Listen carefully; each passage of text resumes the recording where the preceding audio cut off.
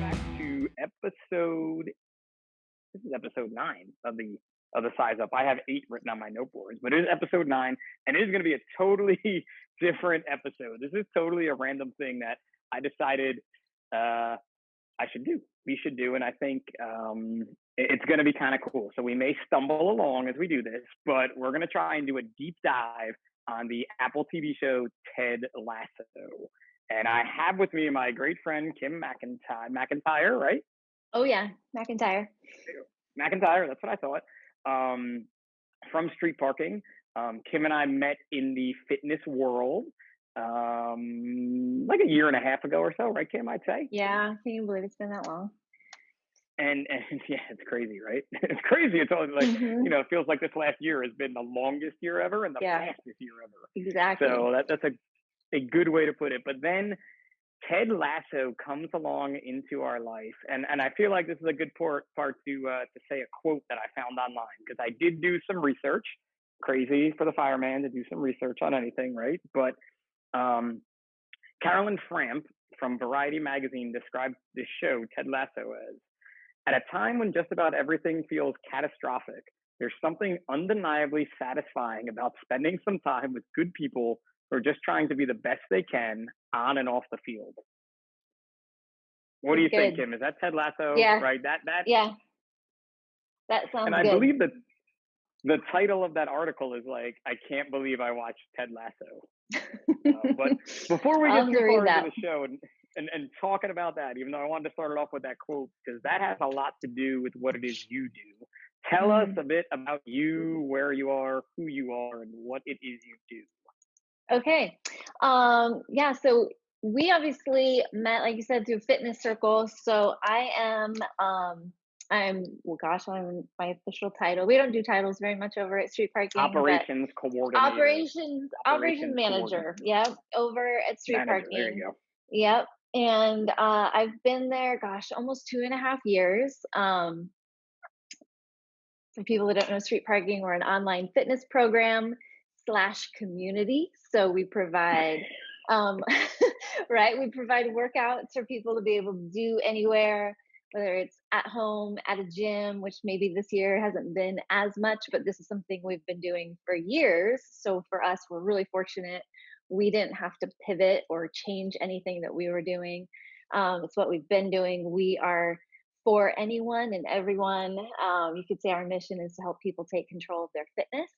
But obviously, just like you said about that quote, being your best self both on and off the field, we know that fitness is a bigger part of people's lives in so many ways. So you and I met at camp, which is the funniest thing to say for like an online fitness program. Was Adults. just We met at camp, right. not when we were 12 a year and Right, a we half met at ago. camp a year and a half ago as adults, and it was a few hundred online fitness friends who many of them had never met each other before.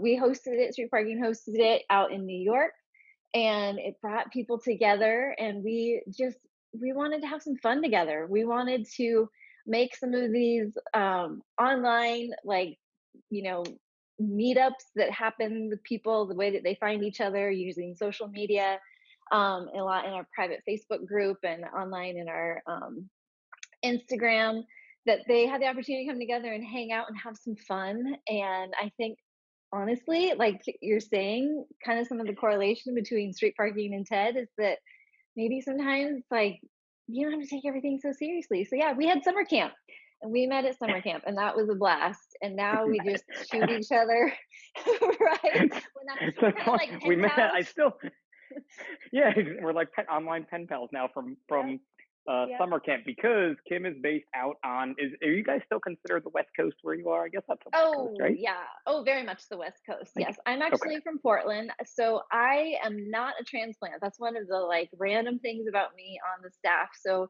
we have quite a few staff that are remote. But Street Parking headquarters is located in Vancouver, Washington. So not Vancouver, Canada, not up north, but Vancouver, Washington, right across, like, I mean, seriously, like 10 minutes from the Portland airport. So and I'm just outside of Portland. And so I commute. I'm not right there in Vancouver, but everybody else that works up at HQ has relocated to the Vancouver area from all over the country. So it's kind of fun. I'm like, I'm homegrown around here. And they all sort of, a lot of them, let's say, started as I don't want to call them fans, but like members. Like Members, it's, yeah. yeah. So it's definitely an interesting mix. So a handful of them have been around. Like, I mean, obviously, I have like Molly, who's our head nutrition coach, and then Chris, our brand designer manager. Chris did the design, like the key, logo before street parking was ever even officially official. So he's been part of Miranda's life for years and years. Their relationship goes way back. So yeah, some of them have been around just through those connections, and then there definitely is a handful of us that we were members. And I mean, I was a member, and I remember the day that it started. I've always really respected Miranda and the work that she's done. So there it is. I called it. I called the There dog. could be a poodle outside. There could be. It's all good. There could be a poodle out there. She has a thing against poodles. Otherwise, she's very nice. But yeah, I reached out when they moved up here, saying, "Hey, if you needed help," and it's just been kind of I mean, what is it that I fell out of the lucky tree and hit every branch on the way down, right? Landed in a pool of It's Jolly Ranchers. definitely street To quote Ted. parking is To quote Ted. quote.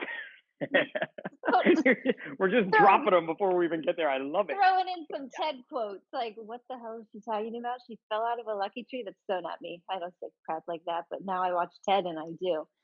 So yeah. It's crazy, right? That show, and just again, how it parallels a lot of things that you can find in your own life that are just unreal. And even for me with street parking and, coming along, kind of knowing who Julian and Miranda and Jeb and Molly were from the CrossFit world, but stealing their workouts online, and then having the opportunity as a vendor at the time who I was working for, to get to know everyone and to bring a product into that community, and then to become a part of it was just unbelievable. And that's a cool, again, correlation with Ted, where when you make this kind of family unit, team, whatever you want to call it, even though everybody has their differences, they all come from different areas. If you're all trying to be a better version of yourself, you're gonna succeed.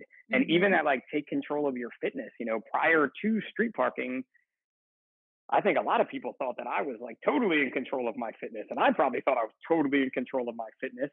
And street parking has helped me become even more in control of my fitness. So it's just this great organization.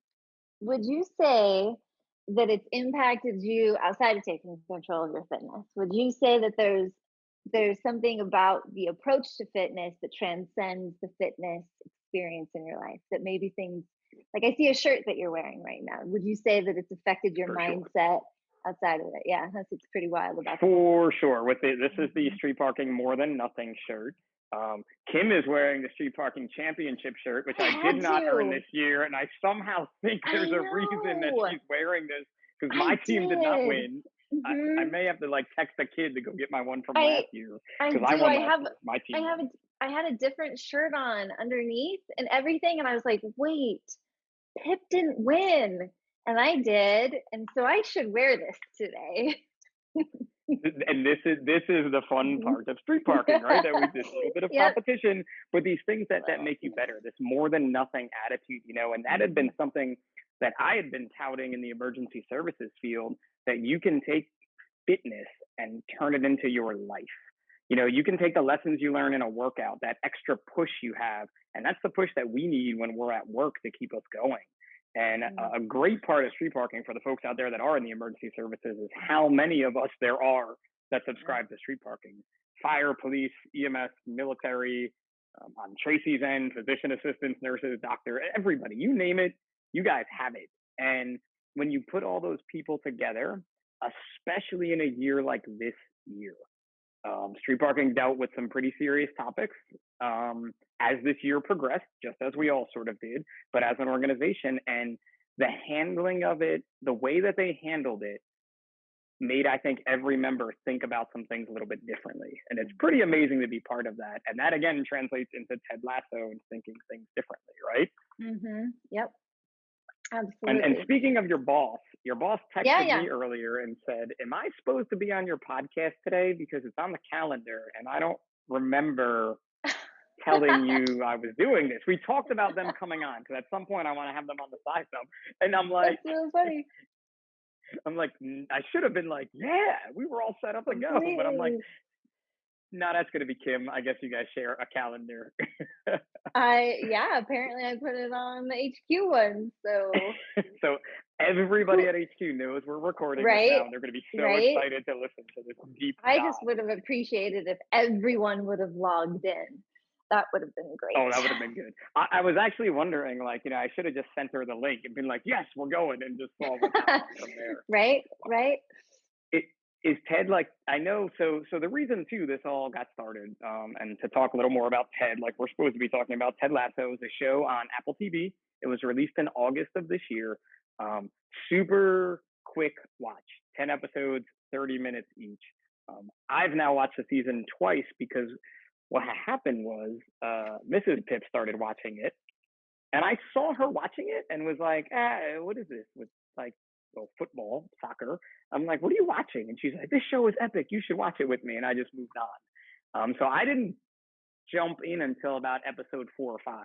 So I watched the rest and Oh, then went and rewatched what I missed because okay. it was that good. So I've watched it twice. How many times have you watched it now? Twice? So Three? twice, twice. Yep. No, twice, like for sure, twice. But we're also like I was telling you right before we started, like sometimes just turn something on just so like the familiar sounds of it in a way. Like we don't do it very It's often, great in the background. but it is because it's just so good. And my kids, I mean, we're home a lot, especially right now. Just I'm not working in the office as much. Like I'm working home and my kids home from school and they're just on a strange schedule and it's like just some positivity around. I'm okay with that.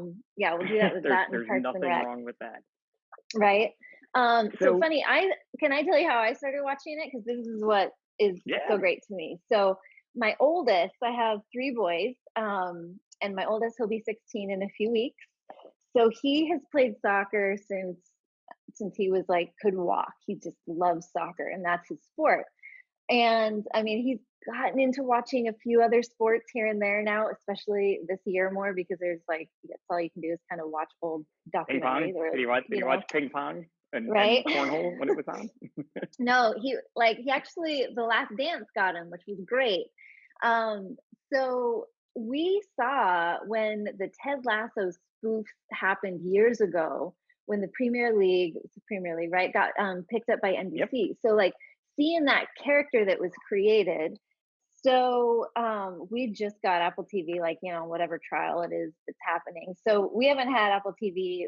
We don't watch like a ton of shows around here, and we're like, wait, there's that show, the Ted Lasso one.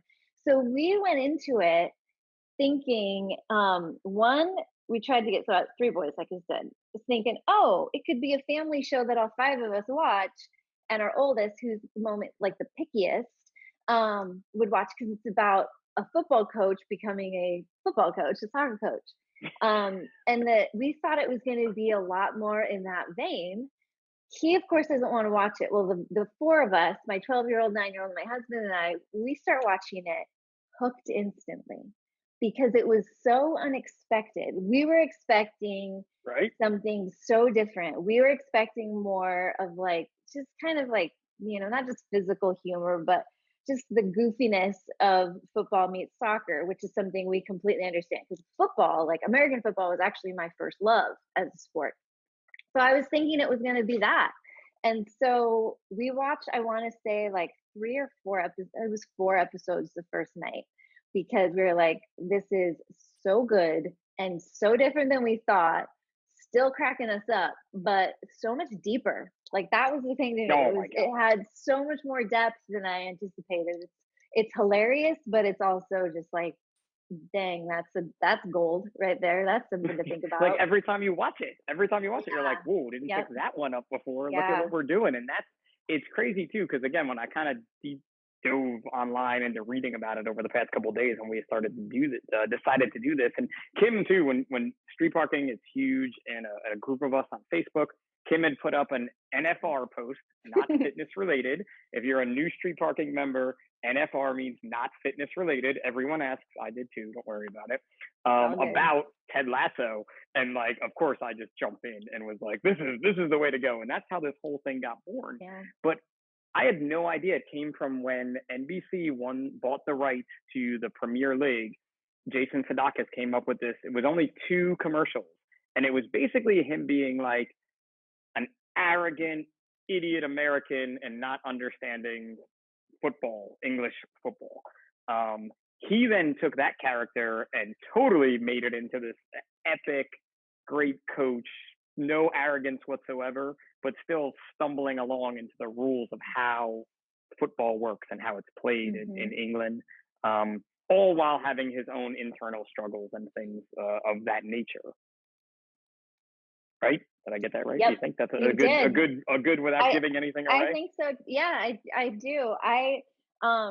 So my 12-year-old, my non-sports playing 12-year-old, like he just started track this year and then it got canceled. So, oh well about that. Now he does street parking and he is like so into street parking. He's my empathetic one. And so he loves Ted in this totally different way. And like this last week after I posted that post on the Street Parking Members Facebook page about like where else are my Ted Lasso fans at, because it's the kind of show you watch and you're like, I want to talk about this with people. And we actually also listened to a podcast where Jason Sudeikis and Nathan, oh my gosh, I can't remember his name right now, Brandon Hunt, the guy that plays Coach Beard, were on Coach Brene Beard, Brown's podcast. Yeah. And so my 12-year-old even listened to that podcast because it was like, you just kind of want to soak it up. You want to talk about it. You want to think about it. You want to laugh, and you want to have some of these like moments where you're like, this is hilarious and also so heartwarming, but it's not this cheesy heartwarming. It's not drama. Like it's got its drama, but it's just different. It's different. So yeah, talking about it and that post and everything, it's been fun. Yeah, and so too, for folks that have obviously are listening to this and have not seen the show, the reason an American football coach gets hired by a British Premier League soccer team to coach them is because the new owner, was divorced, and she won the team in a divorce. So she wanted to bring someone in that would totally sink the team, and so she found Ted and Coach Beard, who just recently came off winning. I want to see if I have it on the deep dive here, but I think it's like some like D3 football, Division II American football college team to a championship. But for Ted, the reason he left that successful career is because he is starting to have some marital issues of his own, and thought that some distance away from his spouse was going to help his relationship. So off he went to England. And you basically get 10 episodes of awesomeness between him trying to figure out the game, making jokes about tea over coffee, scones, just these different things, and this growth that you see of him being a coach. And I don't know if you've watched The Playbook at all on Netflix. Yeah, definitely watch The Playbook. It's about different coaches. The first one is Doc Rivers, the U.S. women's national soccer team coach is on it. They basically give 6 rules of life, or coaching. And they're really talking about dealing with their players and dealing with life around their players. It's not about the game. It's about the player and who's playing it. And that is Ted's number one mantra with this team, correct? Oh, yeah. This is something I'll say about that I really appreciate when I watched it, and also again when I was just listening to Jason talk about the show. Jason, this is one of his name basis. We're just best friends, Jason. Right. There's something about Ted that he's a character, but he's also a vibe, right? Like there's a mentality there. There's something to him. So as you talk about like kind of the circumstances, it's funny because like watching it in hindsight, where you talk about the circumstances that brought him there, it's like, man, it sounds a little dramatic or a little like, oh, it's kind of heavy or negative. And it's like one of the things that they pointed out about Ted, is they wanted to definitely have him be like a John Wooden, like a coach character that is all about his players and the players being more important to him than anything else, and that relationship with his players and the opportunity to connect with the players. But at the same time, you have this person that, even though, like you point out, he's going through some stuff externally, Ted isn't affected or not affected. He isn't shaped by his external circumstances. Like, he's a person that actually can move into any environment, into these like temporary circumstances of life, and like elevate them. So it's more like, yes, he grows, and there's a lot of possibility there, but he also brings possibility to the circumstances that he's in. So it's not just like, let's watch Ted grow.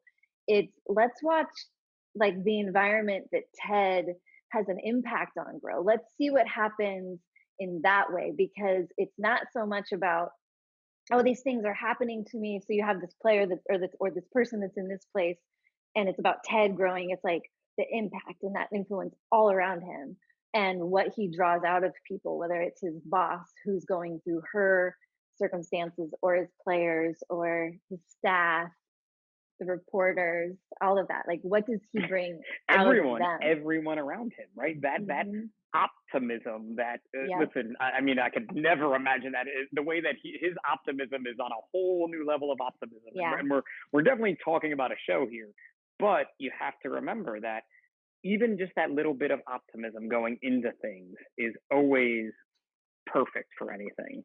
And Mm-hmm. you know, where did I add a quote about optimism? And now I don't know why it must have disappeared. But he has a really good quote about it in there somewhere that I can't remember off the top Oh, of my head, and I didn't write down on optimism. But you know it?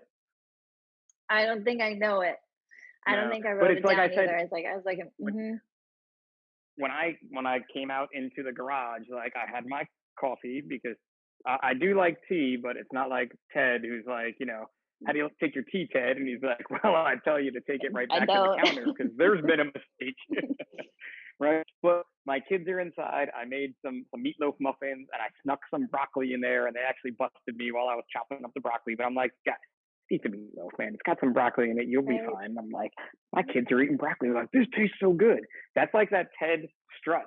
Like, he has a The strut. Ted vibe. He Mm-hmm. walks, yep, in that town where they call him a wanker. Every episode, they're like, I mean, they chant it in the football stadium. It didn't affect them. So when you think about yourself and how, if you can just not let those external forces, they're going to affect you. But if you can just keep on being positive, keep on moving forward, that's a huge thing. And that's something huge too. Jumping back to the street parking community, that I think is it. I know when I go on the members page, I'm going to find something that makes me want to go on. Someone getting a PR, someone doing their first workout, someone, whatever it could be. You name it, I've seen it, I feel like now. And I know you've seen a lot more. But that's that Ted, that Ted strut that, like, I want to have. And Tracy was laughing at me because I was literally with my coffee cup in my hand, like, I feel like Ted Lasso right now. Let's go do this podcast, man. Today's a good day. Right? Well, I mean, that's the thing. That's part of that whole like Ted Lasso vibe, not just Ted Lasso the character, where it's like he brings this element of like joy and possibility. So it's like, and the thing that I really appreciate it about seeing that is, it's not naive. Like, it could sound like, oh, he's just, being optimistic means you're unaware of the things that people are facing, So sure, we can put it in the context of the show, like facing marital problems, or facing like the fallout, like for his boss, the fallout of a divorce, or facing public shaming. Or gosh, for him, like all these things, like I was thinking about, like you have this person that's completely inexperienced. So it's this risk of like being incompetent at something publicly on this grand scale. Or like, as he learned about what's relegation, like in soccer. I'd like to learn the definition of relegation. Right? You have the possibility for demotion. I mean, that's how it works for those teams, is you get demoted from league to league. But all of us have the opportunities in life for like failing something, and a demotion is like, just a proof of being incompetent, or you have the proof of failure in divorce, or you have just again like that public ridicule. And it's like it's all of those things exist, and it's not that he's unaware of it, it's the fact that he doesn't let it affect him or change who he is. And so it doesn't mean he doesn't show his weakness. It doesn't mean doesn't have his moments of like having feelings about it all, but he doesn't like he doesn't just he doesn't detach from it and build up walls to people or things.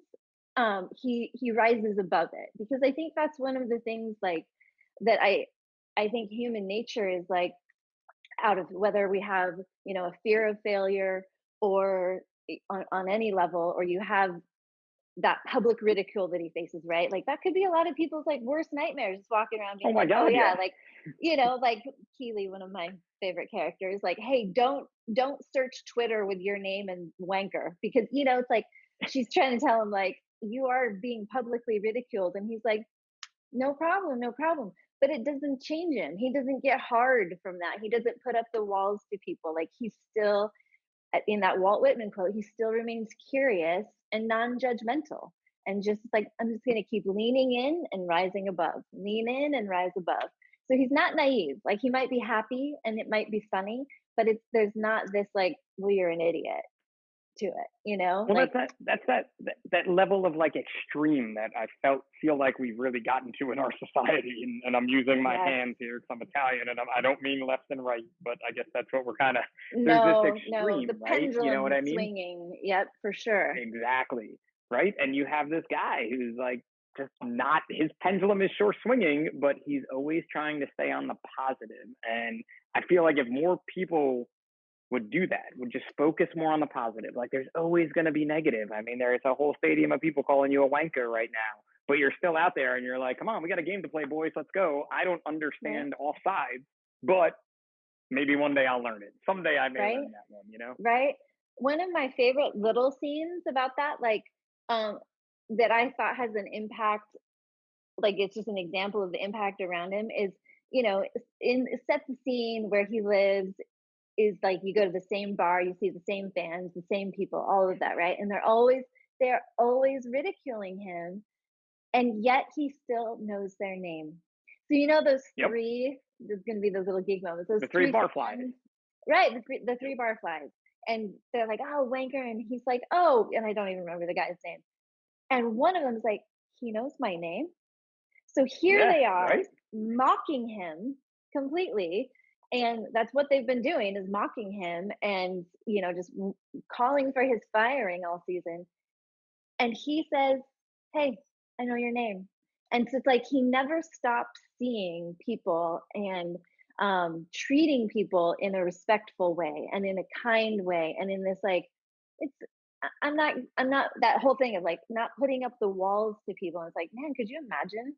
Could you imagine if that was how we No. treated people, No.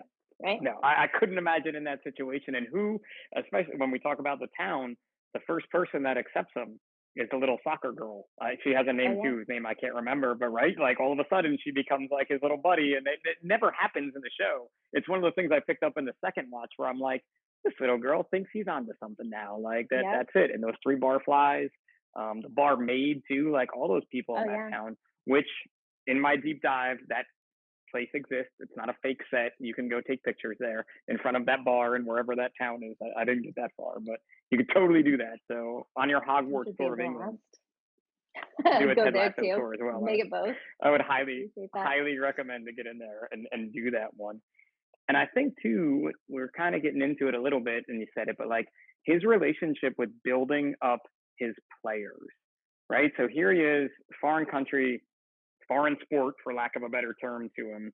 But he knows that if he builds up his people and he gets to know them, he's going to have a better team.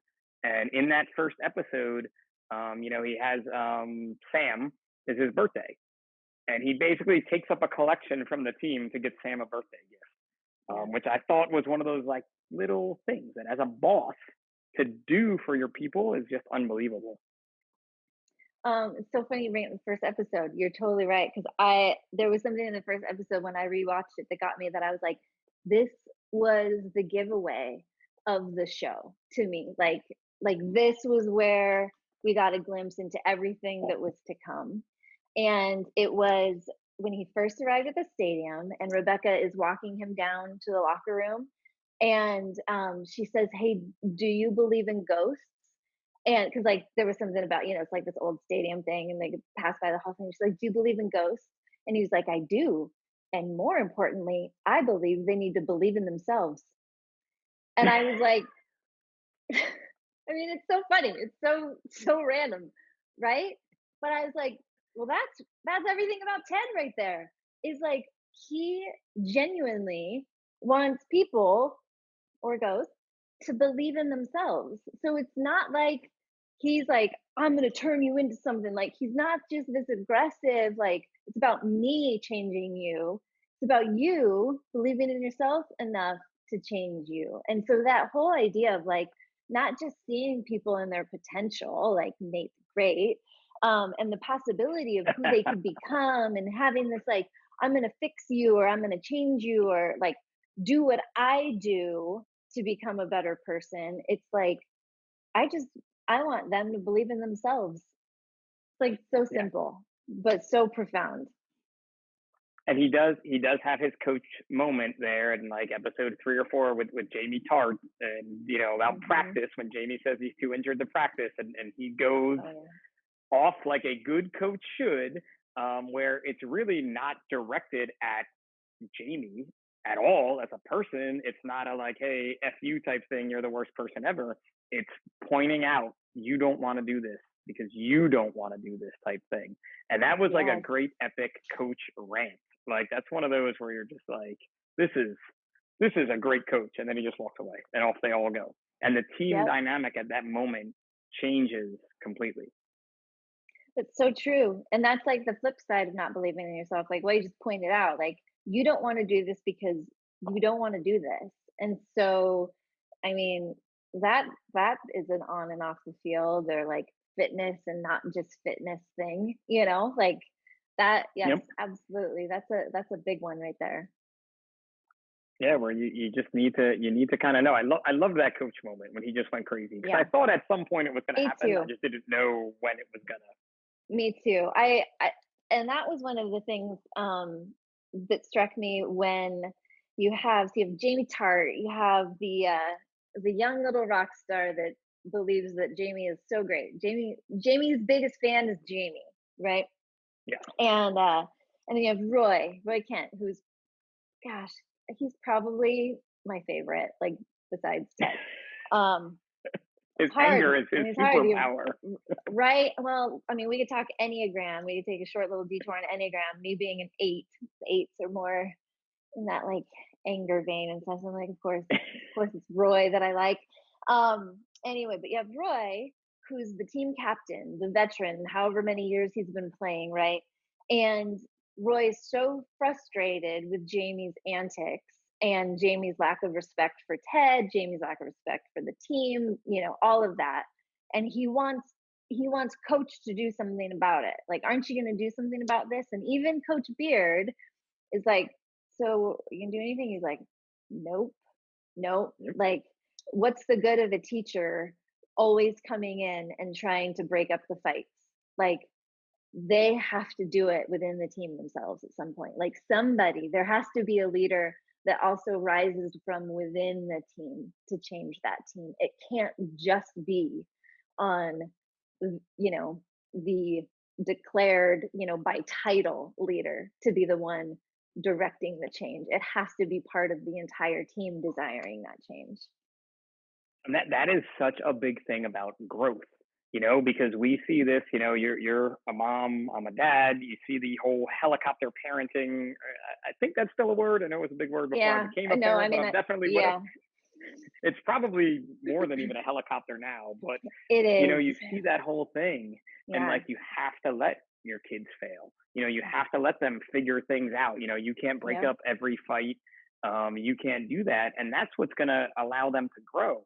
And it's funny too, in my mind, with Roy being the veteran. I hate that word, but the older player, kind of on his way out. He's still being coached. he is that guy who's been there forever and probably has seen every football situation you can imagine on and off the field, but he still needs the coach to guide him along. And I think that's something we all need to be, is to be Yep. coachable, right? Like everybody, no matter Mm-hmm. who you are, needs to be a coach and needs to be coachable.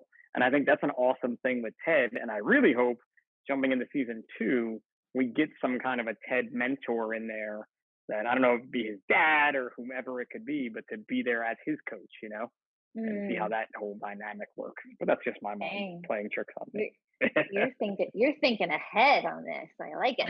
You You're gotta gonna. be, because I love leadership, right? That's one of the things about the Mm-hmm. size up. This podcast is all about taking personal size ups of yourself, and they have to keep changing no matter what. And that's what we see with this guy Ted. Like it just changes, even he has no clue what he's doing. He Right. doesn't try to fake it, right? How many people would have been reading Soccer for Dummies on that Oh, plane right. ride to England, Oh, completely. right? Mm-hmm. Although that's Yes. Coach Beard. Coach Beard is the coach. That's why he plays chess. He's the tactician. Yeah, yeah. He probably did it because of the pure, like the love of strategy, and like you said, like the love of Yep. coaching and wanting to understand, not to just try to make it look like he knew what he was doing, but that genuine But desire to learn. they do, though. They do have a helper over there in Mm. England on the team, and he's what they call the kit manager in the Premier League, and that would be Nate the Great, who was shocked that Ted knew his name. I think in the first episode, right? Or asked Yes, him his name. yeah. He asked him his Yeah. name, and Nate looks at him and says, "No one ever asks my name." Yep. And Like, he's just so hmm excited.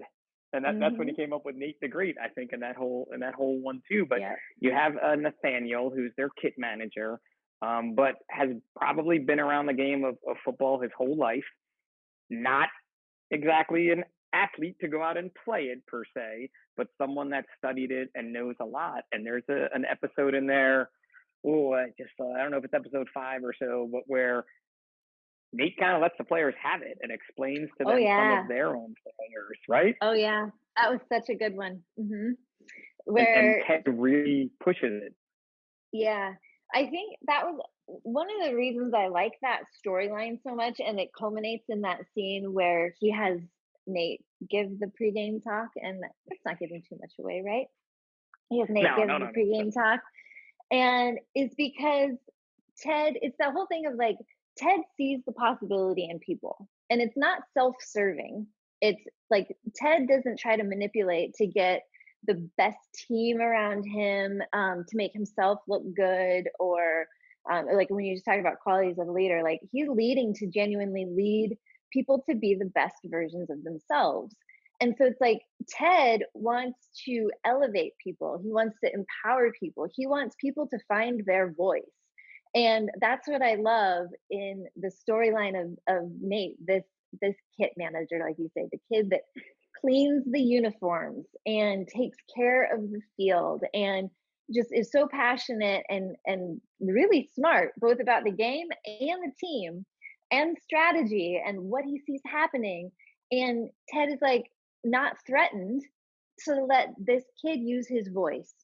He wants to amplify his voice instead. And I'm like, that's both like a humble leadership, but also that very empowering leadership right there with that storyline. And of course we get the fun along the way, and that scene where Nate, I mean, gosh, when he stands up to everybody and tells them exactly what they need to do better to play better, like that's a big deal. It's a big deal to have somebody saying, it's okay, go ahead, use your voice. Yeah. And two, I think the team in that scene, although it kind of starts out as like as a joke because Nate's saying this, but as he's saying this, they're all realizing this guy's for real. Like he's Oh, ready he's to well, go. and he's right. Like even Danny Rojas is like, fair, true. Yeah. Danny Rojas. We'll get to Danny Rojas in a minute. Right. Did you notice too in that scene too? More things that I noticed the second time around. So in this scene where Ted gives Nate the pregame talk, they're at a club. They're at a game at a different club. They're at Everton, and they haven't beat Everton in 60 years, which doesn't faze Ted in the least bit. But if you look, the locker room that they're in is like the size of a one-car garage. and Oh, it's single same. colored. Like Yep. it's like the best. And Tracy was like, "How did you pick that up?" I'm like, "Oh my god, they literally were like sit on pine blocks while you come play in our stadium Yeah, type thing." I I love mean, that it about. blew. Yes, it was so good. I mean, it's just the worst of the worst circumstances for these guys sometimes. It's so funny. Yeah, and you so like even Tracy. I played soccer a long time and was really into it growing up, so I knew more about it. And I used to watch the Premier League and all the European leagues, but it's been so long. I'm almost like we should watch this again. And she's like, easy. I don't think I want to get back into soccer with you, but I'm like I would be into watching it again, and even trying to explain offsides to my wife. It's like it Right? may as well be Ted Oh my Lasso, god. like I because do if you don't appreciate it. get it, you don't get I it. right? Like I do. I appreciate it as the full soccer mom that I am. Like I've actually fallen in love with the game as I watch my boys play it. So yes, I there's a lot about it that you can appreciate, like even those little nuances and things. Like yes, the team, how much hatred is between teams over there is Oh very my real. God. Like, yeah. You and the ownership level and like just the fact that, the Yep. stadium is in someone's town. It's across from someone's house. You know what I mean? Yep. The only NFL stadium I know that's like that is the Green Bay Packers play literally across the street from someone's house pretty much. But like that's how every stadium there is. And that passion is unbelievable. I think another cool thing that it talks being we're kind of on the soccer topic now, how soccer is the world sport. So you Mhm. have Danny Rojas from Mexico, you have Sam from Africa, um, Roy was from England, and Jamie Tarr. But you have these players from different cultures, um, just playing together, playing the same game for the love of the game is pretty Yep. cool dynamic. Yep. And then the Americans, I then you have the Yeah, Americans coming and in. the Americans. Yep. And the American that doesn't know any of these soccer player names. So we'll see how many of your listeners actually know soccer teams, as they listen to To go. see Can you Crystal name a current soccer player? Right? Crystal Palace. There's Crystal Palace. I don't think a team made of crystals is so tough. Was the quote. Right. But you see that, and it makes you want to kind of explore more into that too. If you get into it as much as I did, Mhm. that was one of the other dynamics, And we keep bringing up Danny Rojas comes in, Yeah. the most like happiest soccer player I've ever seen in my life. Right? Oh Is there gosh. any other way to? Over the top. Like he's over top. You're like, is this guy for real? Completely over the top. But it's so funny. Like I would ask you, like, when you watch something like that, you watch this guy, he comes in, he's singing his name, and he has like the exuberance of like a puppy, like at Yes. all times. And so you can kind of roll your eyes and be like, whatever, this guy's over the top, right? Like that would be pretty annoying to be around. Like, isn't it interesting how like our own, like the cynicism of things, like you're not ever going to see someone that joyful. Like, gosh, that's why not? Like, why can't we have a little more joy and a Yeah. little bit more like, hey, I love football, the love of the game, right? And like just a little bit of we don't have to just take everything so damn seriously sometimes. And I like that element that he brings. Like at first you might just be like, this guy's crazy, he's nuts. And it's like, no, no, he's like embodying joy. And we all could use a little bit of that. He is for sure. I mean, that's it. And you're like, who is this guy? Like, you think about someone like that showing up to your place of work, and maybe in your, I could definitely see someone showing up like that. If street parking Right. hired me and I got to come out there and work, I would probably be dancing around singing my name all day with everyone. But I think about that, like if it was that person came into my firehouse, everybody would be like, what is going on here? Right? Right. But then one of his earlier scenes is that part where Jamie Tarth hits the post, just kicking a football because he's pissed. And he's like, oh, you did that on purpose. I'm going to try too. And then they have their little friendly competition. And he's Yep. so genuinely happy to just be doing what he loves. And Yes. I know as a firefighter, I am genuinely happy going to work and doing the job that I love. And I see that with you guys with street parking. But when you think about people, you have to have that in your life. Maybe you don't have to be Danny Rojas running around singing your name, but you need that Right. joy because when that goes away, it's just not going to work. And listen, the guy's got to be, Mhm. he's sad sometimes. When they lose, he's sad, just like he should be. But that's where you go into that be a goldfish line and you move Yeah. on. Yep. Oh gosh, the goldfish. That is a good one. That is that your favorite? Is that your favorite line from it all? I think that may be my overall because I haven't had the opportunity yet, but I want to use it on my kids when I get the chance. Mhm. Because just think about your Mhm. boys like and how they take things, you know, at Oh yeah. that age where you just want to say like be a goldfish, 10-second memory. You just Yep. forget what happened and you move on. And it's Yep. not even so much that you can always forget, but it's that thought processes that just move on. It's the happiest animal in the world, Ted calls it. Right. Right. It's like the embodiment of I want to this is one of the things I was thinking about. This is the like it's great on one level and then you can go super deep on it. The diamond dogs. So the guys of the show. So you have Coach Beard, Nathan Great, and you even have Higgins. Um, Poor Higgins. what is Higgins? Higgins. He just So appears. He's there. you have the guys, and then you have Roy Kent, and you have this moment where Roy is wrestling with something. He's like you said, Roy's angry, and there's a situation that happened, and Roy, comes into the office, and Ted sees it as this opportunity for all the guys to get together and talk and to help Roy through it. And he doesn't just feed him the be a goldfish line. I mean, it works at times for sure to be a goldfish. But what I loved in that scene where Roy's like, there's this thing that happened and I want to let it go, but it's also right here and I can't let it go.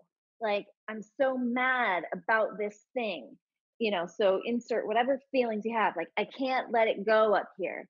And Coach, with the help of the guys in the room, is like, oh, okay, like we're gonna let's talk about this, right? And so he's like, he does the whole spin of the way of talking about it, um, so you're mad about it. And Roy's like, yeah, I can't control my feelings. And Coach is like, oh, well then by all means, you should let them control you. And so he says these gems, right? Where you're like, and they're laughing like, oh, Coach is doing that whole like take the opposite approach. And he's like, the whole point is like just don't let the past muck around with your future. Don't let it control your future. But he brings it home with the ultimately like just stop and let it go. Like, and that whole thing, to be a goldfish, like you could really get yourself stuck here over and over and over. And I love that he uses the be a goldfish line, but then you even get to see it play out later. Like people processing, like, it's hard. I can't stop thinking about this. It really pisses me off. Or this circumstance that I don't have any control over. And it's like, oh, sure. Then, yes, definitely let your feelings control you. That's going to go really well for you. So even though the reverse, psychology you of it you all, even like say it with the only, attitude that he used. Like you even say it with the exact attitude, like, "Oh yeah, that's a good idea. Let that yeah, control the rest of yeah, your life." yeah, Like, yeah.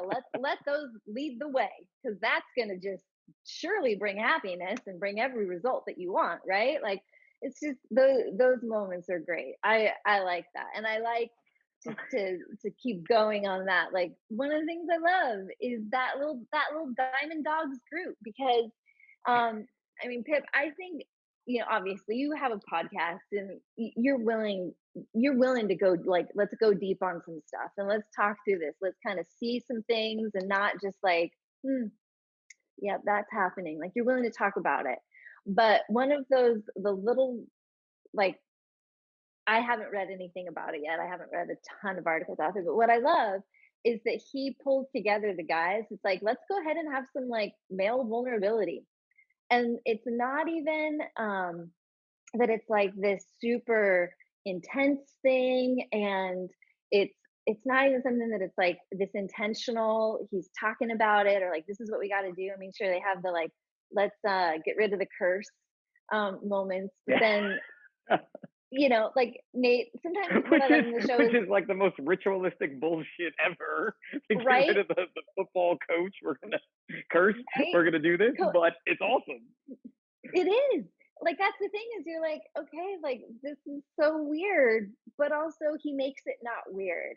And I like that. I like that one of the things that I think they do really well is just um like they just let the guys have their feelings and they make it okay. And like Nate even is like, I've always wanted a group of guys who could sit around and talk about relationship stuff.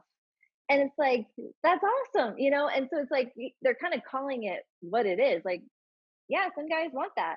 And here it is, it's happening. And it doesn't have to look, it doesn't have to look all like super emotive and all this. Like they're just working through their stuff together. And I like that. I appreciate that they're bringing a narrative to that masculine conversation. And it just looks a little bit different than I think a lot of ways that media portrays that at times. Oh, for sure, especially in a sports team, and that's coming Mhm. from, I work in a very male dominated field, and people will tell you that the Firehouse Kitchens table, we solve all of life's problems there. And Mhm. those problems are our own problems sometimes. You can get Yeah. the best piece of advice from someone about something, and some of the worst pieces of advice from someone about something like that. And that's that vulnerability that I don't even think I was ever taught in my life. It's not a male thing that you really are taught. It Mhm. just kind of happens. But to see it unfold that way, especially when with the Roy part, because he's like, I'm a Texas Diamond Dogs, and all of a sudden, like they all come walking in from different Yeah. doors, like it was like magically appearing with like, what do we got? Let's go. Let's have our conversation now. But I love the fact that it played out that way, where it was just that Mhm. conversation, and poor Roy said like I think 6 words the whole time, and they just Uh-huh. gave him what they needed, and off he went to solve his Yep. dilemma. Just ask some But questions and then like gonna let it go. What are you gonna do? but now too, we have to switch gears here a little bit because it's not a male dominated show by far. Mm-mm. Yeah. Although the male characters do play the larger role, and they have a lot of vulnerabilities which makes them transpire or transcend to both genders, but they're definitely two lead females that are owning this show. So which one do you want to talk Yes. about, or either or both? Oh, I let's start with Keely. How can you not start with Keely? She is such a So force. I love her. she is way more than a pretty face. And you think Oh that in the yes. beginning she's just going to be a footballer's girlfriend, Mhm. who I would imagine that's a bit of a Posh Spice takeoff. I guess you could think of Keely in that Yeah. way. But as she develops throughout the season, her relationship with Jamie, with Roy, with the team, with the owner Rebecca, and even with herself, just really blossoms into something that is like, Mhm. you have something, woman. And I think that, again, you have 3 boys, I have 2 boys, but to take her character to be able to teach a young girl. I mean, she even says in one point, she's like, I'm not even. What did she say? I'm famous for almost being famous, right? Yes. Completely self-deprecating in that way. It's awesome. Yes. Yep. And like, but that's it. But she's so smart, and she teaches. It's definitely something from a male perspective. I've learned a lot from many females, my wife included, that sometimes they don't quite want to understand. And I think the guys in that show, the macho athletes, learned a lot from her. So what do you got for me? Come on, See, I've been talking a lot yeah. about her, but it's your. Yeah, no, I totally I appreciate hearing the male perspective on it because like I mean I always appreciate a well-written, character of a strong woman portrayed in different ways. And uh that's some of my own stuff growing up. I'm just like, man, I pretty independent, not pretty, very independent and very unafraid to say what was on my mind. And um the perception of like, oh, she must just be a bitch, so it's like guys can say what's on their mind and it's fine. A woman does that a lot of times. This is, I mean, from my experience. So it's become more common now. Like you get more female voices now, but it's still, I mean, that's a whole topic into itself, like gender That's a whole stuff, different right? podcast. But yes, Yeah, yes, I'm for right there sure. with But you. it's like, um, so they made her very strong, but she's not just this like bitchy strong. And that's a little bit of that contrast with Rebecca. And what I like about Keely is I feel like she brings like, so if Danny brings joy, right? If he's like the embodiment of joy, I think she brings this honesty.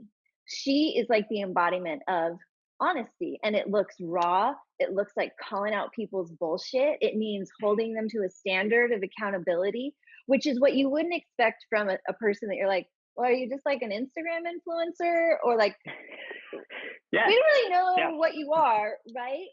But she's really honest in what she is. And And she, much like Ted, I think sees the goodness and the potential in people. And she's not afraid of bringing her rawness and her honesty and saying like, be better. And it's not to be better for her always, but it's just like, it's not to manipulate, like, well, I want you to be better because it serves me if you're better. I mean, of course, there's relationships always, there's always relationships and connections, but bottom line is she's just going to be an honest, I'm going to call out bullshit. And yet I'm also going to be honest with my feelings or what she does. Like she's not perfect. She lives her life. She does her stuff, but then she still is She has very zero honest fucks. about it. She is the Yes. definition of zero fucks given. Right? I read the Yes. book. I liked the book, Thank you. but she is Yes. that definition that I'm not going to apologize for who I am. I'm not going to Yeah. do things I don't want to do. I'm also not going to use a TED word, relegate myself to another level. And I'm going to try to make those around me better. You know, I'm going to Right. try to be that better person and make you that better person. And she does a great job of it with Roy throughout the season. And again, in kind of TED ways, And not with even knowing it. and with Jamie, like she's like, and Jamie even notices it. Like you see my greatness that even or whatever. And he says something or like you've always seen the great side of Jamie, and yet she doesn't do it in a way that, just like Ted, it's not naive. And also like Ted, there's still something that is kind and like almost, I would use the word gentle about it, because I think that's, we can say all we want about like, oh, I don't give any fucks and I can call out people's bullshit, but how you do that makes all the difference, right? And I think that's one of the things that makes her so appealing as a character, and why it's like, oh, she's strong. She's very strong in that way. Like she doesn't have this armor to be like, I don't give any fucks. It's like, no, she just is. And I like She's that. moving along, you know what I mean? Like she's moving Mm-hmm. forward all the time. Like even she has a bit of a setback, or at least in the man world, a setback, you know what I mean? Or the Yeah. relationship world, I should say, a setback. She just keeps on moving along, you know? And then, Rebecca sees something in her, which is good call on Rebecca, I guess you could say, to find Yeah. that and puts her in a place in the club that, again, it's those stories for season 2 where you're like, what's Keely going to do with these guys? Like, is Danny Rojas Yeah. really going to give away Joy for free? Like, I bet he's going to figure out a way to do this, like in season Right. 2. And all those things with that, and her relationship with Rebecca is, I thought, so let's see, when I started watching it, her and Rebecca went on the trip. So they were in the hotel room together with Sassy and everything. I figured she was just always with the team. I had no idea they had only met a few months prior to that, or whatever the word would be. So her relationship with Rebecca, watching that kind of to bud, for Rebecca was a great thing. I think that really, again, trying not to give away any spoilers, but it made Rebecca have that kind of epiphany moment of like, I need to be better for several reasons. Yeah, it's a drought. Like, well, who do you want to be, and why do you want to be that way, and what power do you give things in your life? I mean, it's like it both Ted and Keely, I think, force people to ask some questions of themselves that they're not the ones necessarily asking the question, but just by how they treat people would cause someone to have that little internal look and then be forced in a very gentle way at times, like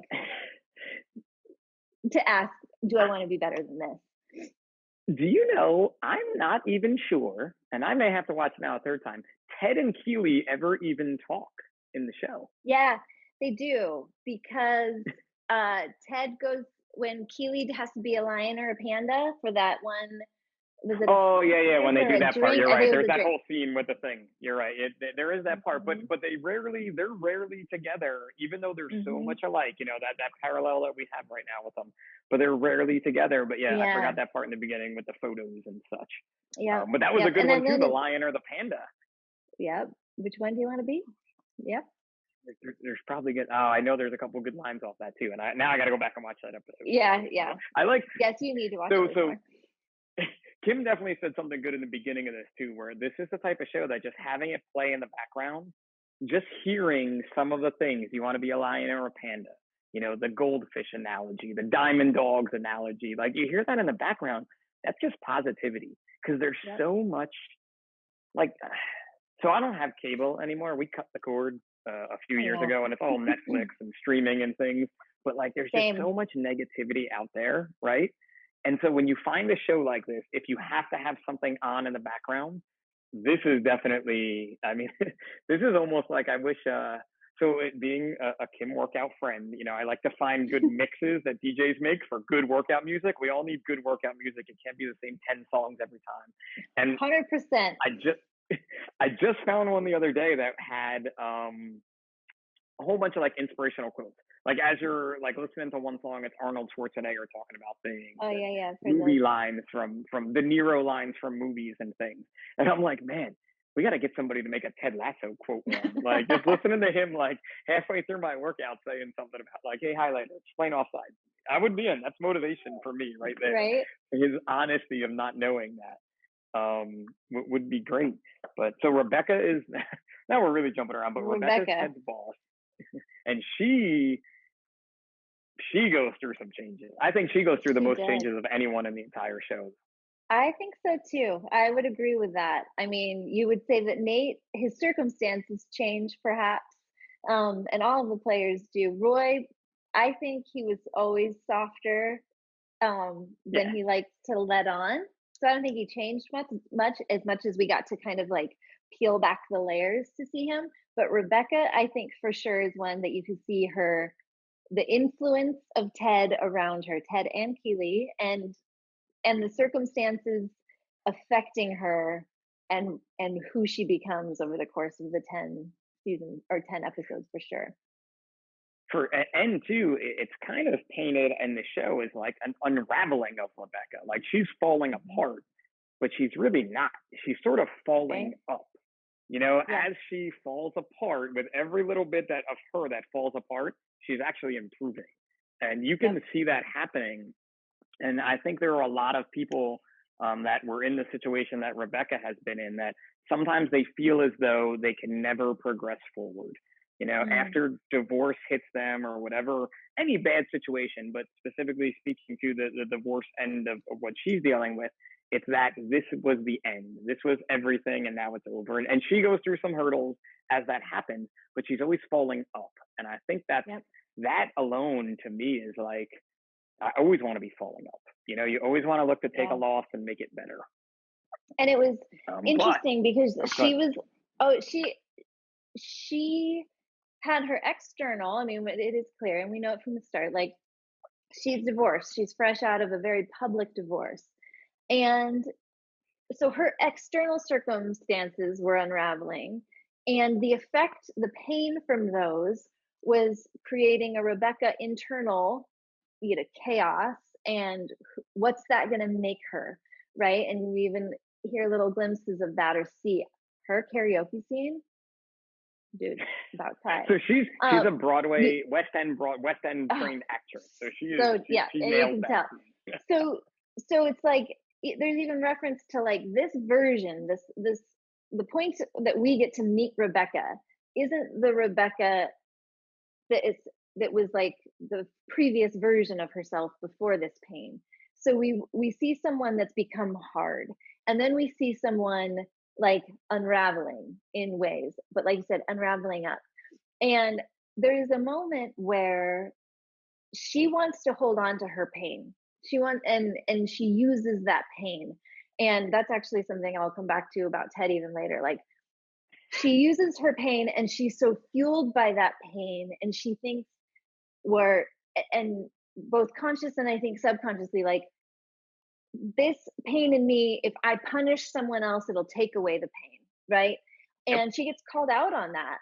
And what she doesn't like is like, well, I'm stuck here and you're growing. So, her I'm trying to not give away too much of the scene, but her statement to somebody is like, says to him, well, you can't call me out on this because you've been making bad decisions too, or you made bad decisions, and where was this noble character of you then? And he says, well, yes, I should have been braver then, but now I know better, and so I'm being better. And he wants the same for Rebecca. And I love that because she's kind of in this conflict of like, this isn't me, but it is me right now. And I want to be better, but I'm also still in this pain and I don't know how to get better. And you see people around her that are like changing and going, I was kind of a coward before, but now I'm not. I'm doing better. And those moments, those like moments of friction for her, I think are so powerful and to me so inspiring because I think the contrast between, and this is really what I was going to say, like kind of correlating it is when Ted has his moment with the darts and the dart scene, that's probably one of my favorites. And that whole scene, and that's the scene where he brings out the Walt Whitman quote of "Be curious and not judgmental," and he's sharing a story of how he has been underestimated so much in his life. His whole And life, his whole life, he's yeah, been underestimated. so Yep. underestimated.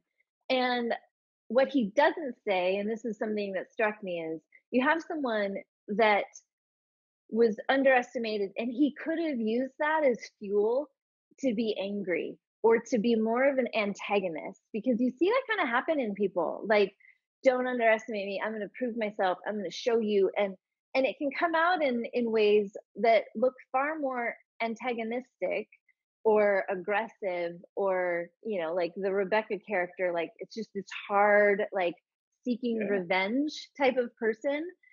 Like I want others to experience pain because I'm experiencing pain. And Ted is like the opposite of that. He's like, I've been underestimated. So instead, I'm just going to be curious rather than judgmental. And I'm going to rise above it. And look at what happens. And so you have them kind of paralleling each other throughout the show in a way, because he also has his circumstances of pain and sacrifice and him having to choose, do I really want the best for someone that I deeply love, or do I want just what I want? And so that it's not like Ted is without pain in his life for sure. That's the thing about it always, is you go back to this person isn't naive, and he's not, it's not some like totally fictional, unrelatable character, because I think we all could find points of No. relating to Ted and to Rebecca and facing the choice of like, well, how are you going to use that pain?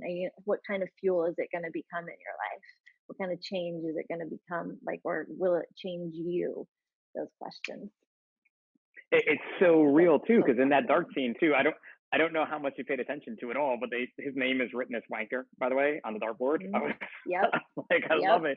But he starts out with the whole thing where he's throwing darts and he gets challenged and he does like the typical, like, whatever, arrogant thing, like, oh, I forgot, I'm left-handed, and he starts playing, right? But then at the end, when he needs to, he really pulls out that line of being Ted, and then Rebecca's like, oh no, now I have to, and he's like, you have to, you got to buy everybody around type thing, which is a whole new thing for her to start to get into that and start to kind of appreciate the people, and get that joy that Rupert got from the team.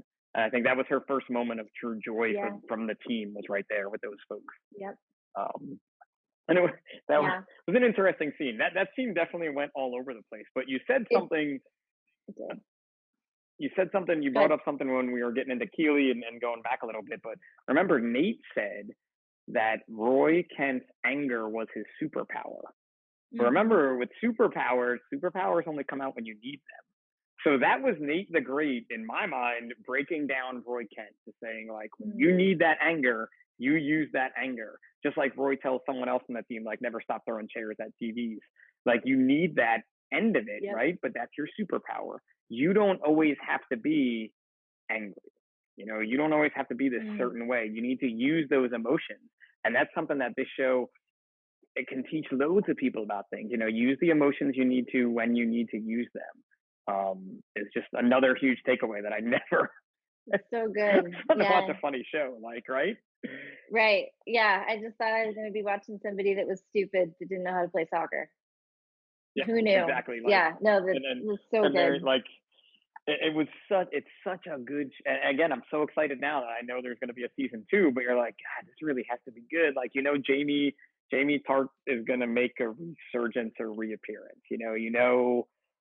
I don't want to say where they're going to be playing or how they're going to be playing because that's a spoiler, but like, that end of it's going to be, you wonder about Ted's um, ex-wife type thing. Is she going to come back into play? There's so many things that it just left, so many directions they could go. I just hope it continues on this path of positivity and those good quotes and just Ted not understanding all sides and refusing to drink tea. Right.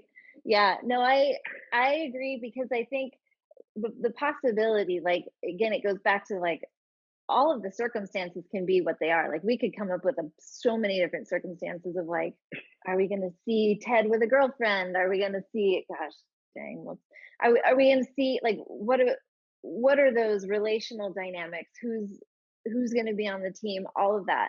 But what I love about it is that it brings it back to like, if you're watching a sports show, you're thinking, I'm rooting for this team to win, right? And getting kind of attached to the idea of circumstances, like, well, I want this to happen, and I want this to happen, and I want this to happen. But that's actually one of the things that I love so much about Ted in the scene where he's being interviewed after a change is made on the team, and he points out, like, they want to ask, like, so we can talk about the reporters, are always just grilling him, and he just has the best disposition, like the loss of a game or a loss of a person. And for him, like, that another kind of essence of Ted moment is like, the great thing about being a coach is that you get to make a connection with these players. So the loss of a relationship hits so much harder and stays around longer than any loss from playing a game on a patch of grass could be in life. And so that contrast of like the things that matter is relationships over circumstances. And so yeah, it's like I think there's so many things that they could do with the circumstances, but the heart of the show is always going to be what happens in the relationships, what happens in what do we see like drawn out of these people, or like the impact that these people have on each other, not just the circumstances that they're all in. And that was another one of my like super deep Ted moments that I wasn't expecting, but that's so good. That's a great people moment, and think about how many professional sports coaches in any sport want to say that when they lose a player, let's say, or when a situation like that happens, right? But the party line, the generalized party line is, you're not going to say that. That person is horrible. We don't need him anymore. We can move on. Yeah. And just keep focusing on the game. We're just going to focus on the game. Like, yeah, like they do. That's just some of the messed up stuff of the media is that you have to say what you're supposed to say. And Ted, that's what I love about Ted. He doesn't say what you're supposed to say. Like, like his whole thing, like there's been games that we've won with more points on the board, but I don't consider it a win. Or, like that's his philosophy about coaching. Like, I've lost games that the result was a win, but in my mind it was a loss. And right now you could go like, oh, okay, we won, but we lost a player versus a game. Like, which one matters more? And he just is willing to say it and make people think about that. He makes the reporters think about it. He makes the team think about it. That's life, right? If we all put people first, right? Like if we were all putting people first, not, again, left, right, whatever else you want to, that, the other thing, however you want to talk about it, what uniform you wear, anything. If it's about the people that are wearing them, the people inside, that's what matters, and I think that's the best part of the show is it's really about the people. You know what I mean? The sport part is great, and the whole, an American football coach coaching English football is hysterical. But you really get into those people, and even talking about this, you're saying things that I'm like, whoa, I didn't see it that way, or even I'm coming up with things like, or how my buddy wrote me a 2-page email with things we haven't even talked about because they're really fire service related. But like it's all about the people, and I think that's what Ted Lasso really does for us. And it's just like that quote, Everything feels catastrophic. There's something undeniably satisfying about spending time with good people who are just trying to be the best they can on and off the field. And that, Yeah.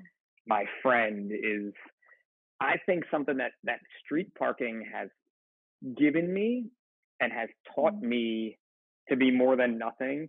Something that I had been trying to cultivate for so long, and that the street parking community, and Ted Lasso and great people like you and such have really helped me to become better and to make a different size up of myself, especially this year.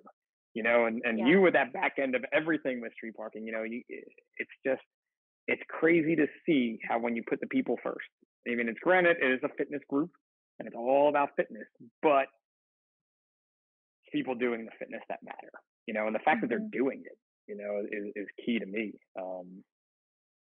It's cool. I don't know. Like, I'm kind of, I'm rarely at a loss for words, especially at the end of these podcasts. I feel like I have these cool ways to wrap it up, but this is one of those things where you're like, I can't wait to see what happens next. Right? Like, I can't wait to see how we can take simple lessons like this, even people listening to this, please, when we have a comment thing, a lot of people don't comment on it on YouTube or on social media when they see it, but feel free, let us know what you think about Ted and these topics we've talked about. Right. I hear that. Oh, my pods are starting to die. I just got a little chime in my ear. I think the thing that you're saying about this being the best version of themselves, like, for me, looking back at the year, right? Like we've kind of alluded to, it's been a year for so many people in so many different ways. And I mean, we're sitting here in the middle of October. It's not even over yet. But that's one of those, like, my passion for my job, right? Like, why I love it is because it's like you're putting this opportunity in front of someone, which you could go, okay, it's putting a workout in front of someone. Sure, it could be super superficial, the same way that, like, playing a game is super superficial. It's just a game, right? But it's an opportunity to make themselves better in some way, and not just fitter but stronger, like the stronger mentally, the stronger emotionally, the feeling more empowered of, like, I can do something. For someone that maybe never worked out before, this is a, like, wait, I'm working out, I can do these things. But it transcends that, and it's taking these things, it's like on the outside it just looks like this little thing, but we all have our real lives. We all have these things that we're facing, um, both globally and in our country and in just so many different aspects of our lives that we can either pay attention to or not, like, truly. But at the end of the day, we all have some version of stress. And I would say we have, another word for stress would be obstacles, right? And one of the things that I love about Ted, so I'm going to bring this all back together with both Ted and street parking, right? Is it's like, let's go ahead and turn those obstacles into opportunities. Opportunities to be our best selves, opportunities to not be perfect, not be the best, but be our version of our best selves, which is a work in progress for all of us.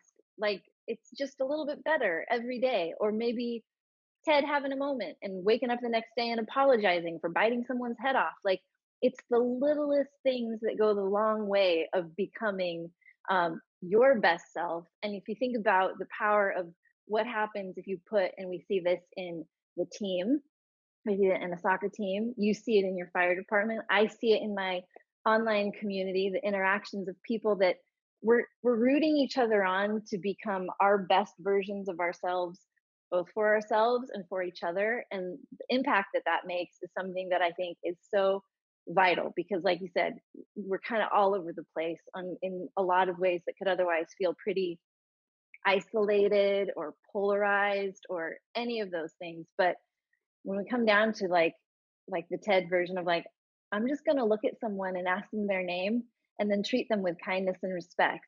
The littlest things that just start adding up to being, like, it's not just looking at all of these obstacles in a negative way, but looking at as an opportunity to make things better. And that's actually something my 12-year-old said. He said, Ted, I mean, I'm legit quoting my 12-year-old on this, like I told you, he's pretty into the show, and he's also extremely wise for a 12-year-old. Is you look at all these things, and Ted doesn't see it as something that negative. He just sees it as a time and a chance to make something better.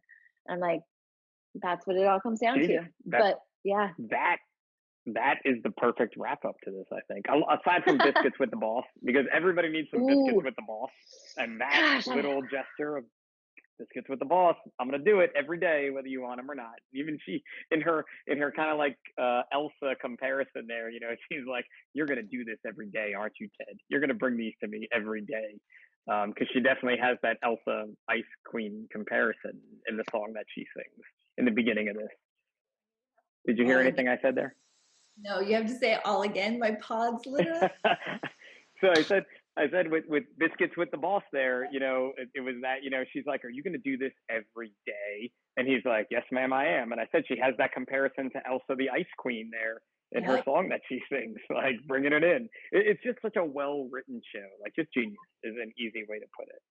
Yeah. So, well, Kim, I definitely want to thank you for this, because I'm actually excited. I'm excited to listen to this one. I don't listen to many of my podcasts, but we talked about so many things that I want to go back and learn more about Ted. But can you tell everybody where they can find you, if they're looking for you, street parking, anything you want to plug? This is the plug time. Oh, goodness. I'm going to just go ahead and plug street parking, because I obviously am there online all the time. I say that with so much love. You know where to find me on Instagram. You can put my Insta on there if you want. But yeah, otherwise I will. I don't do Facebook other than for my Facebook community, or like, gosh, I want to say there's like 25,000 of them in there. And you have the biggest Facebook community anywhere. I don't need a personal one. I have all these people. Sometimes I'm like, you know, it's like the size of the town I live in. Pretty fun. All online. So yeah, Facebook, and of course, everything that we do with street parking. I mean, we're on Instagram, we're Facebook, and streetparking.com. Because again, I think it's we could say, oh, it's just a workout, but we know it's so much more than just a workout. It really is. It honestly is, and I have a hard time, you know, doing what I do and trying to explain street parking to other people, because it is so much more than a workout. It's unreal, you know, the easiest way to kind of put it. So I highly recommend going to check out street parking. Obviously, you got to watch Ted Lasso, because if you haven't watched it by now, right. At this point, we should have said in the beginning, like, if you haven't watched Ted Lasso, maybe you should stop listening to this, go watch the 10 episodes, and then come back and listen to it. But it's worth that deep dive. Yeah. A huge thank you to my podcast sponsor, National Fire Radio. So make sure to check them out. They're where are we at here with that? They just, I know we just did another episode. We're all getting back into podcasting now, because we had our hiatus. So everybody's kind of throwing them back out there. You can check out Rush the Bus. That's the EMS podcast. And obviously keep listening to The Size Up. We have more to come. And I believe there's going to be episode 2, Ted Lasso Deep Dive Firefighter Leadership Edition, with a good friend of mine who reached out when he saw I was doing this and gave me 2 pages of notes that we didn't even touch on tonight. So we can talk about I think it would be cool, because, right? Imagine relating Ted Lasso isms, whatever you want to say, to your actual occupation. And it's not super simple, but it's something that can be done. It's that positivity, right? And what we do. So it's the things he wrote. I'm excited. Like, it's an exciting one. So we may follow up with a second one. I do like to watch some shows. So who knows, if you want to deep dive into a movie or a show, especially an 80s movie like Ferris Bueller's Day Off, that would be a fun Size Up deep dive. I can appreciate that. Right. I did just see today that if, Better Off Dead with the kid, that movie came out. I cannot believe you're bringing that up. I haven't heard of that. I mean, that movie used to be referenced in my life so much, like 20 years ago. Where's my $2? Give me my $2. I saw a meme today that if that would be the case, with inflation, he would be owed, I think, $17.50 or something like that now, instead of the $2. I reference that movie quite often. My kids know lines from that movie and they've never seen it. But I don't know, if you like this deep dive type episode, we can talk about that, because I think it takes just a different look at kind of like that self size up that we want to talk about with this. So Well, it I was a think lot of fun, Kim. sometimes the cool thing is you can take a show like we just did, and it's kind of safe to talk about something that's like fiction, you know, and be like, let's talk about these characters, because it's kind of a safe distance to do some self-evaluation. Like, let's just go ahead and talk about fear and shame, Pip, you know, like, yeah, it's Let's a talk great way, about that. What was the biggest athletic loss of your life, Kim, right? when you dropped the weight on yourself, or, you know, and I don't even know why when we started talking about the 80s, totally missed that Sassy called him Magnum PI, Uh-huh. Yep. which I didn't even see. And then just, all right, one last line to finish it out. So I loved it when she was like, she's like, did you just say you want to fax something? Are you trying to send something to 1997? Yes. So good. And with that, we Uh, all know how old we are.